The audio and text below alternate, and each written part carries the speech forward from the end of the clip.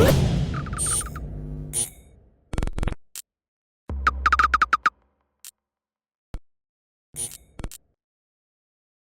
is Andi Purewal for Boxing Social in association with Betfred, and for the first time since April, I am delighted to be joined by Liam Williams over Zoom. Liam, how are you doing? Yeah, mate, I'm very good, thank you. I'm getting by okay. Been keeping busy with the baby and that, but you know, it's life. We're back in camp now, so everything's looking positive. Obviously, congratulations with the little one, Liam. How are you finding things? It's been good, mate. It's been tough at times. Don't get me wrong, because obviously, well, for a start, he's newborn. They just sometimes they cry for no particular reason. They don't sleep very well, and all that kind of stuff. But he's been suffering with like some colic, and what's the other one? It's reflux. It's like a acid reflux. It's kind of like heartburn for us, I guess, when when it rises up, and so he's been struggling a bit, bless him, but he is getting better slowly. Hasn't been sleeping the best for us, but I suppose it's a good time to have it and rough it up, because I haven't been in camp, and I've physically been able to help and play my part. Before we do kind of come onto your career, talk about these past few months away from boxing. What have you been up to? I've just been chilling, mate. I've been obviously, as I've just said, with the baby and that, obviously been very busy. Just time with the family and bits and bobs. Nothing overly exciting, to be honest with you, but just normal day to day. Couple of nights out. Been eating some good food. I've just been being normal for a couple of months. Obviously, let's move back then, Liam. Last time in the ring, you fought Demetrius Andrade for that WBO world middleweight title out in Miami. Fell short on the night, lost via points. First time that we've had a chance to speak about it, Liam, so just reflect on it for me first and foremost. What do you make of it now? You've had a lot of time to kind of just look back. Do you know what it is? I've thought about it. I've watched the fight back once or twice. I don't think it wasn't my best performance, for sure. I do feel like I could have given more, but then I'm not gonna cry over it. It's done. You need to produce on the night, and that's that. If you don't, you're gonna get beaten. And I got beat. That's what happens. But Andrade's very, very good. I knew he was going to be very good anyway, but he even like exceeded that expectation, and he was even better again. So yeah, very, very good, and credit to him. I think he's going to be a very tricky customer for anyone. You said you didn't feel like you was at your best on the night, Liam. So what do you think just didn't quite click for you? To be honest with you, mate, I can't really put my finger on it. On the night, I felt okay, but looking back, I was like, I just felt like how can I explain? Maybe just couldn't quite pull the trigger when I needed to. I was a little bit delayed, and it was just one of them, mate. You have your nights, but overall, I think that I performed pretty well. I made a decent account of myself. So I don't regret anything. It is what it is. Nobody likes taking a loss, but unfortunately, the majority of people do at some point have to take a loss. And I just I'll take everything on board, and we'll come back better and stronger. I'm 29 now. I'm not old by any stretch. I've still got a good couple of years left, and I think I've still got some big opportunities in me as well. So we'll see what can be produced. Liam, there was one shot in particular which Demetrius just seemed to throw throughout the fight, which was the uppercut. Seemed like a very awkward kind of way to work around it. What did you make of that one shot in particular? Yeah, do you know what? It was unbelievable shot, and I just couldn't seem to get away from it. But obviously, I'm orthodoxy southpaw, so I'm there. He's obviously the other way. But like more southpaws, obviously they just, you know, they might move a little bit. Don't get me wrong, but they just come from where they're standing. But with Demetrius, he was like his right arm was almost touching the floor with that lead right uppercut. And obviously because I kind of knew it was coming, so I was having to keep a tight guard, and it was just going in my blind spot. I could not see it coming. So after a couple of rounds, I just kind of thought, well, do you know what? He's knocked me down. He's knocked me down in the second round when he's probably at his best. He's full of steam. He's fresh. He's knocked me down, and he couldn't capitalize on that. So, you know, I believed I had more in the tank than him, and if he couldn't get me out there after getting me hurt in the second round and putting me down, then I just didn't think he was going to. So I was willing to swallow a few to try and, you know, make my work more effective. But I don't think the ref done me any favors, to be honest with you, because once I got close, the ref will say, "Oh, you're hitting him around the back, the edge, you're hitting him around the back," and all this kind of stuff. You're holding you, and I thought, fucking, it's a fight. Do you know what I mean? Just leave it go a little. Do you know what I mean? Like it's. But obviously, he was American, and I honestly feel like he did.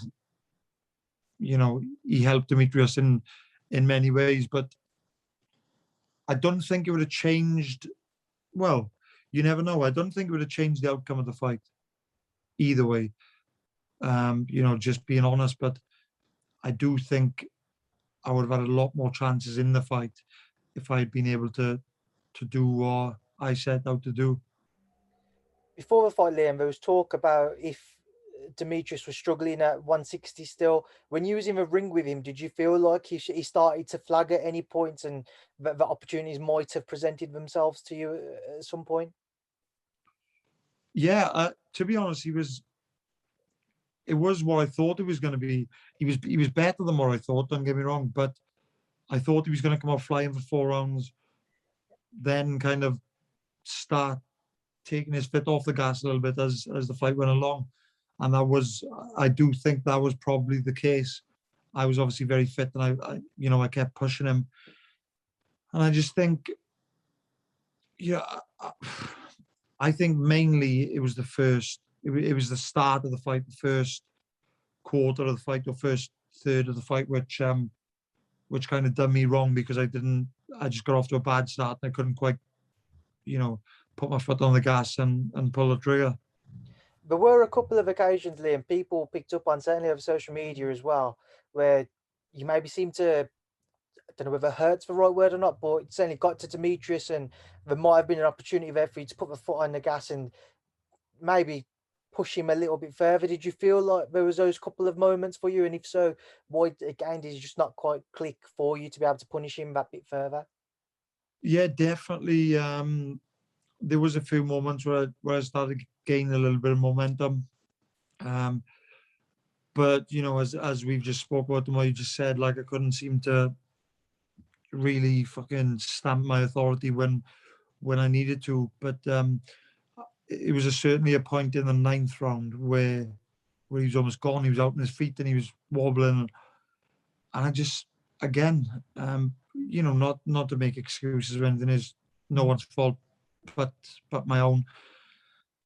I knew that he was hurt. I knew. I don't think I realized as much in the fight, just how hurt he was. But I tried pinning him. I tried getting him, but just very, very slippery, and I couldn't quite pin him and nail him with the big punch. Obviously, moving on from that and to come on to your hand now, I know you've had surgery and it's obviously recovered your back training. How is it all feeling now? And was that something which was there before the Andrade fight? Well, the hand or the shoulder? Well, both. I forgot about the shoulder. The hand first, yeah. Yeah, well, to be honest with you, I've always had trouble with my hands. my hands have been worse going into fights, but they weren't perfect. You know, the main thing for me was my shoulder, because I've been carrying an injury for. I say an injury. It weren't like it weren't at one point I injured it and it's been stuck, but it's built. It's probably built over the last 6-8 months, but the last maybe 3 months in the build up of the fight, even sparring, it would take me 2, 3, 4 rounds to really get going. I'd be, always trying to loosen it and stretch it, and so basically it was the AC joint of my left shoulder.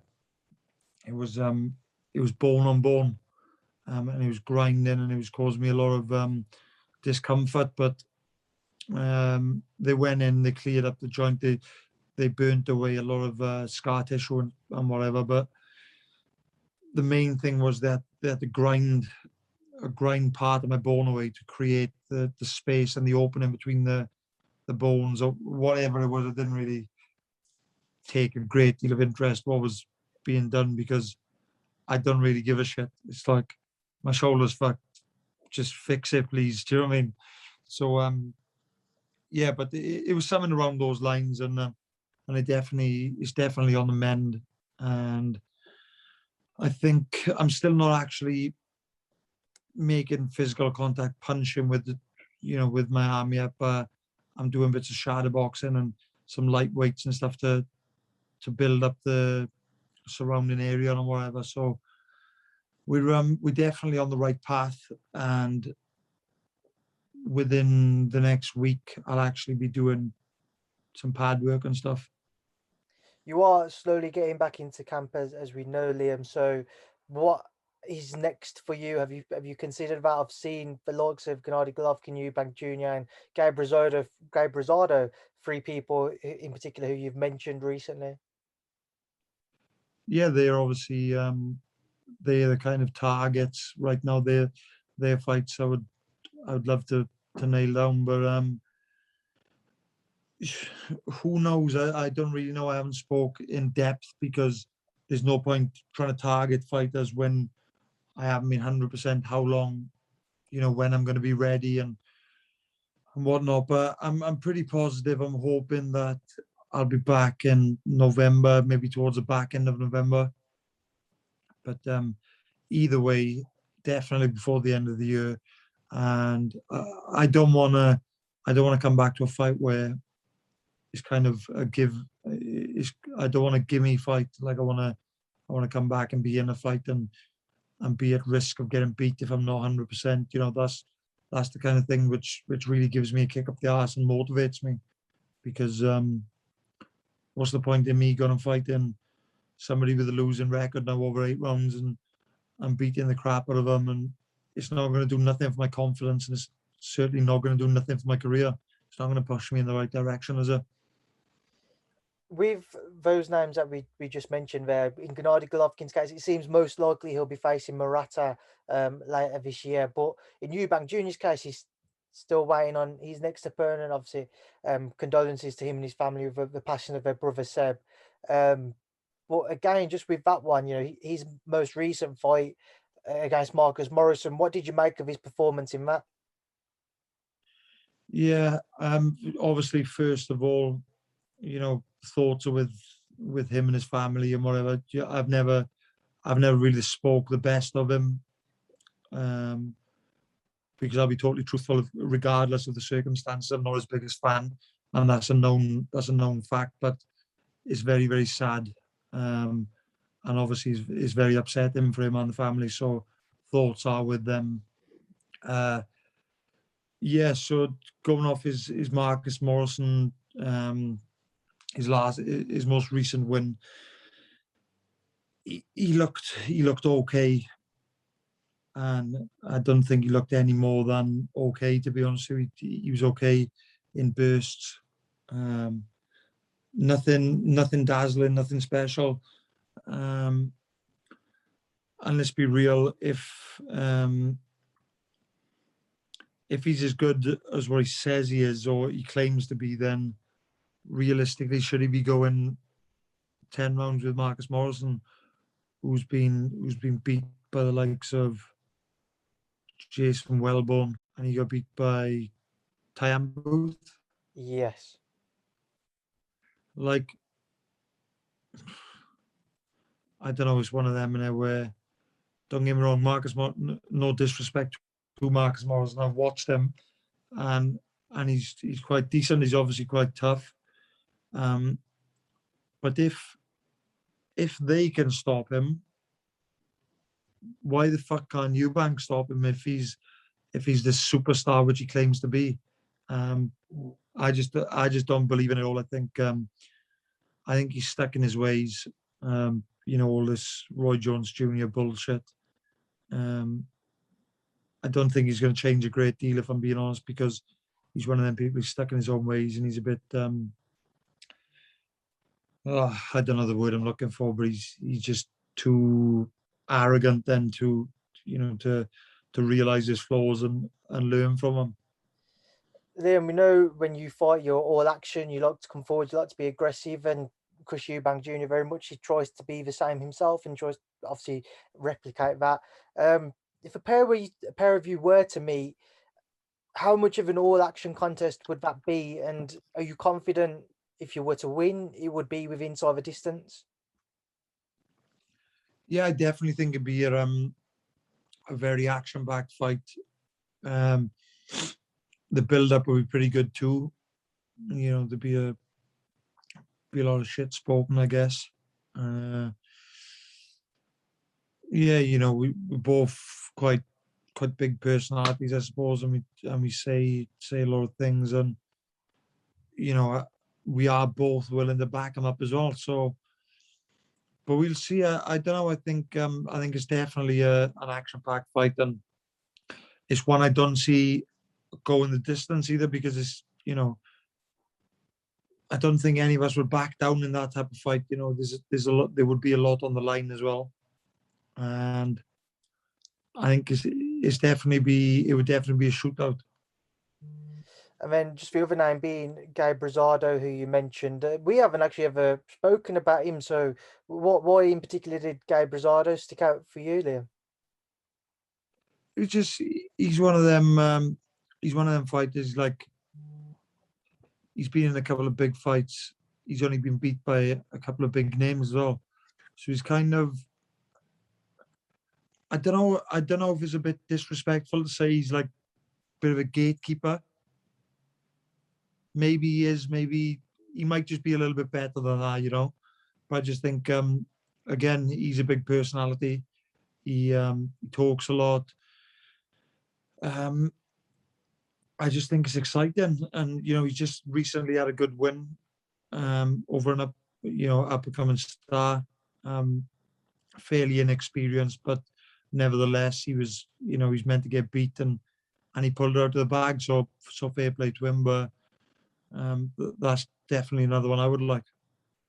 One name which I remember after he fought, you were mentioned for him. I don't know whether you'd be interested in dropping back down or not, but Felix Cash, would you have any interest in that fight? The fight itself I think, is a good fight, and it would create quite a lot of interest. He's a good fighter. He is. I've shared the ring with him a few times, sparring. I've been to his gym. He's also been to my gym when I was training back in Cardiff. And listen, I know things have been said and whatnot, but all the bullshit aside, he's a good fighter, and it'd be a very good fight. But for me, at this stage of my career, I just don't think he offers me enough. It's like, why do I want to go and fight the British champion? Or, I'm not really interested, and I'm trying to look forward and want to fight names which are going to either give me a lot of exposure, or at least a belt or a big ranking, or a big money fight. I'm looking forward. I don't really want to fight that kind of level at the moment. Just moving forwards, Liam, then, and just want to touch on your campmates. Obviously, one getting back into the ring next weekend, Kid Galahad. How's his camp going with ahead of his fight against Jazza Dickens? Yeah, I've only been back in the gym for a week. I obviously keep in touch and that when I'm not here, but I've actually been back here in Sheffield for a week, so he's looking very good. But to say that, it would mean nothing anyway because Barry always looks good. He doesn't take any time off training. He lives the life. He's always on his diet and everything, so he looks good. But in sparring stuff, the boys said like he's on fire. So, and I think it's going to be a great fight between him and Jazza because I actually really like Jazza as well. He's a really nice fella. It'd be difficult not to like him, to be honest with you. But obviously, being as Barry is a good friend of mine as well, and my gym mate. Right now, I'm gonna have to support Barry because that's where my loyalties lie. But as long as they both go in there, give it their all, they're gonna both get paid a nice lump of money, and they're gonna come on back safe to their families and whatnot. So that's all that really matters. But may the best man win. Good luck to them both.